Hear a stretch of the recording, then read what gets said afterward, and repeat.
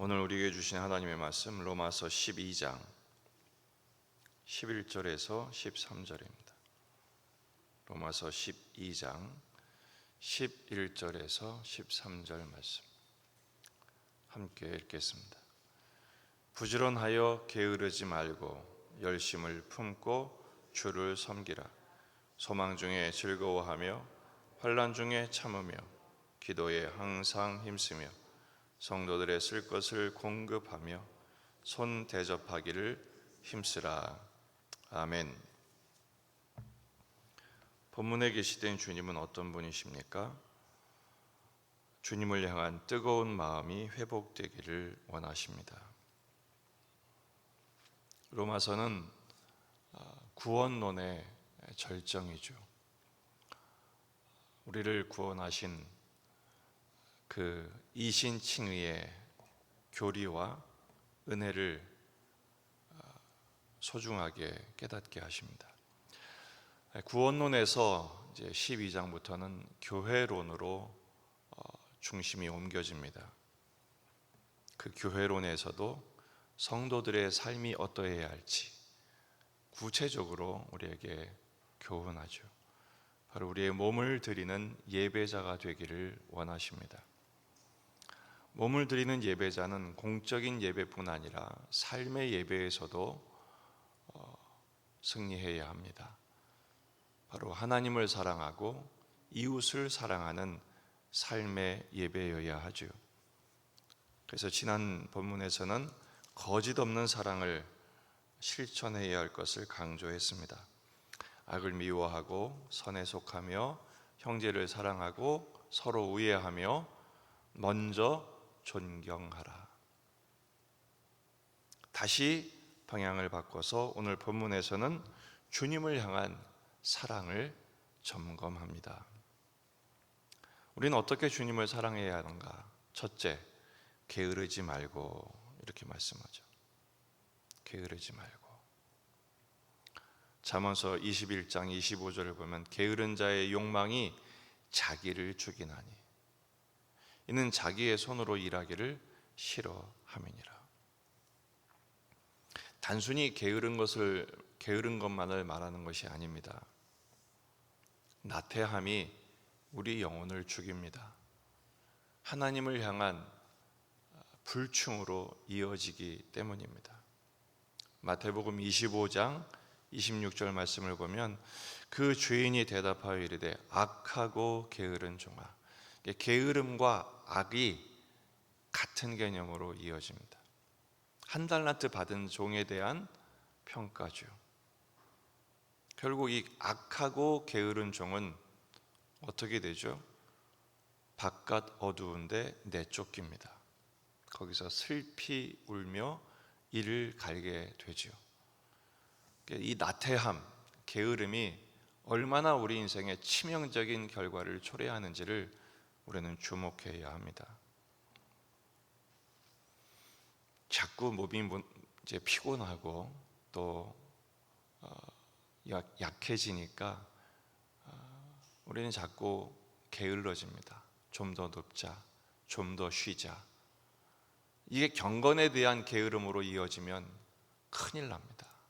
깨어 있어야 합니다. 두 번째는 부지런하고 열심을 품어야 합니다. 부지런하고 열심을 품는다. 열심을 품는다는 것은 뜨거운 영을 말합니다. 우리의 영혼이 식어지지 않고 뜨거워지는 것이죠.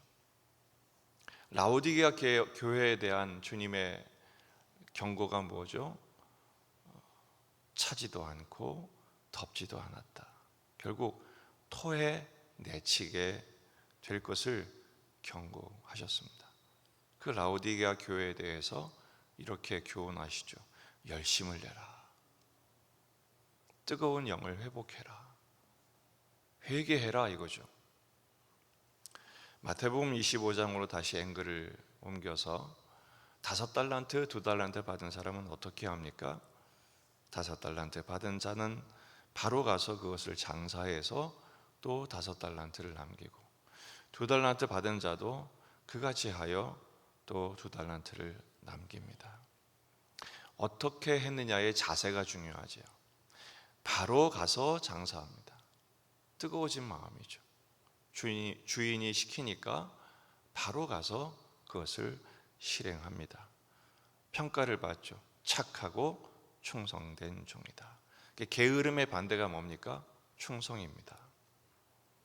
결국 착하고 충성된 종은 더 많은 것을 맡기고 주인의 즐거움에 참여하게 됩니다.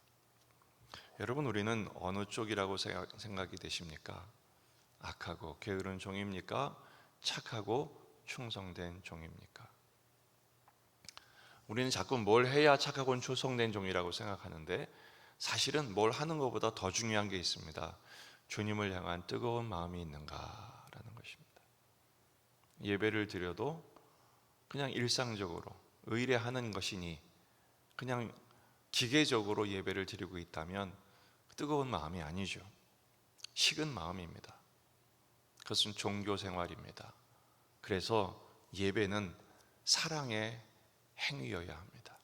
뜨거운 마음으로 주님 앞에 나의 전부를 드리는 헌신이어야 하죠. 세 번째는 소망 중에 즐거워하며 환난 중에 참으며 기도에 항상 힘쓰라, 이렇게 말씀합니다. 소망, 환난, 그리고 기도, 이 순서에 주목하십시오. 왜냐하면 이 로마서를 쓸 때 바울 자신뿐 아니라 성도들에게 곧 다가올 환난이 임박했기 때문입니다. 이런 환난 중에도 소망을 잃지 말라는 것입니다. 두려워하지 말고 소망 중에 즐거워하라. 환난이 막상 닥치게 되면 인내하라. 그리고 계속 기도해라. 바울 자신에게도 성도들에게도 매우 중요한 자세입니다. 그렇게 될 때 어떤 환난이 와도 성도를 쓰러뜨리지 못한다라는 것이죠. 항상 기뻐하라, 계속 기도해라, 범사에 감사하라 라는 말씀과 있습니다. 마지막으로 13절은 성도들의 쓸 것을 공급하며 손대접하기를 힘쓰라. 하나님을 향한 사랑을 이야기하다가 왜 또 갑자기 뜬금없이 성도를 섬기라고 말하고 있는가? 하나님 사랑은 이웃 사랑으로 증명되어야 합니다. 하나님을 사랑한다 하면서 이웃을, 형제를 사랑하지 않으면 그것은 위선이라고 요한 1서 4장은 말씀하고 있습니다. 여기에 성도의 필요를 공급하는 것, 손 대접하는 것은 당시 신앙으로 재산을 잃고 또 일터를 빼앗기고 투옥을 당하고 추방을 당한 성도들을 말합니다. 복음을 전하는 순회 전도자들을 의미하죠. 그들이 찾아오면 먹을 것, 입을 것, 잠자리를 공급해 주라라는 것입니다.